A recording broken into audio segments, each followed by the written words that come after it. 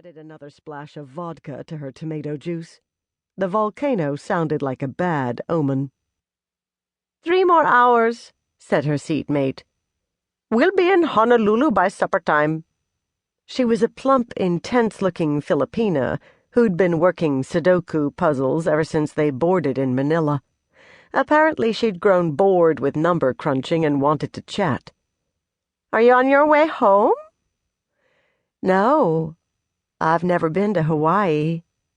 Do you live there? I wish. I'm visiting my sister. You've got a funny accent. Where do you come from? It was the second Bloody Mary, thought Dinah. Alcohol had a way of exposing her southern roots. The U.S., Georgia, actually, but I've been away for a long time. I'm an anthropologist. It must be nerves that made such a lie jump out of her mouth. Well, it wasn't a total lie. She was an aspiring anthropologist. Just because she wasn't employed by some university or other didn't mean she wasn't doing anthropology. She'd sweet-talked 2 professors from Emory into letting her tag along on their Mindanao expedition, hadn't she? She said, "My specialty is myths." Then you're gonna love Hawaii. They've got tons of crazy myths. Thanks. I'll look into them. You ever hear of Pele? I've read some of the legend. Pele had figured in one of Dinah's college courses, something about the significance of oral literature in the development of pre-literate cultures. The early Hawaiians believed that Pele created the volcanoes, and they worshipped her with chants they called melees and a risque dance they called the hula. She was a fire goddess, right? Was. Don't you believe it? Her spirit still lives inside Kilauea volcano. My sister, the one I'm visiting, she says Pele's been real angry the last few weeks. Lots of tremors and Kilauea hissing and spitting all the time. Which island is Kilauea on? Hawaii, the big island. It's growing bigger every day from all the lava spilling out of Kilauea.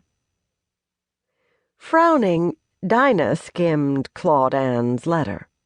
Had she dropped the name of the volcano beside which she'd be tying the knot?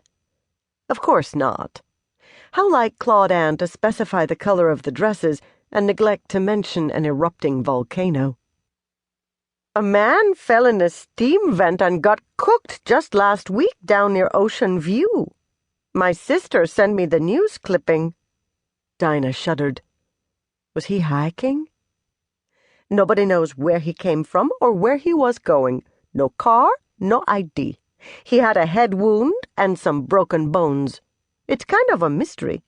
The police thought he might have been the victim of a hit-and-run and he stumbled into the vent trying to go for help. Most likely he was drunk, or he wouldn't have been crossing the road in the middle of the night. The woman pointed at the empty vodka bottles on Dinah's tray table. Pele likes booze, too. If you go to Kilauea, you can stay on her good side by leaving her a bottle of gin. Dinah couldn't decide if she'd been warned or insulted. She didn't reply. The woman went back to her Sudoku. Dinah polished off her Bloody Mary and brooded. In spite of the miles that had come between them and the taboo subject of Claude Ann's marriage, Dinah and Claude Ann had remained best friends since they were children. They'd grown up together on the edge of the Okefenokee swamp in Needmore, Georgia, a town whose name summed up its cultural opportunities to a T. Needmore needed more of everything except scandal, which Dinah's family bestowed upon the community the way some families bestow monuments and museums. After her father flipped his pickup and died under a half-ton of marijuana, the Pelerins became pariahs. If it hadn't been for Claude Ann's love me, love my dog loyalty, Dinah would have been the leper of Needmore High.